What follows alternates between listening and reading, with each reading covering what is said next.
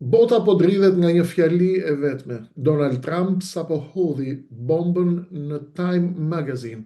Ne u shkatruam urat, por pse nuk po na telefonojnë? Kjo nuk është thjesht një arrogancë, ky është fillimi i një krize që po trondit zemrën e ushtrisë amerikane. Pentagoni po spastrohet. Generalet po ikin. Çfarë po ndodh realisht në Pentagon? Këtu nis spastrimi brutal. Nuk kërkohen më komandant që mendojnë apo që japin ide, por ushtar që binden. Mbi 12 drejtues të lartë u zhdukën brenda natës. Generali Randy George largohet pas 3 muajsh. Pse? Sepse generalet e karrierës janë të tmerruar nga ajo që po vjen. Çfarë po ndodh në Shtetet e Bashkuara të Amerikës? Pika 2. Makthi iranian. Strategjia ndryshoi, nuk goditet më vetëm ushtria. Objektivi i ri, urat, ekonomia dhe 93 milion njerëz. Lufta kundër popullsisë ka nisur dhe Irani po përgatit kundër përgjigjen në zemër të Gjirit Persik, Emiratet Arabe dhe në Bahrein. Pika 3. Fundi i NATO-s. Benjamin Netanyahu i ka paraqitur Trumpit planin që askush nuk guxon ta besojë. Dalja e SBA-ve nga NATO dhe një rend i ri sigurie globale. Një botë pa balanca e ndërtuar vetëm mbi interesa të ngushta. Kaos global në horizont dhe skenari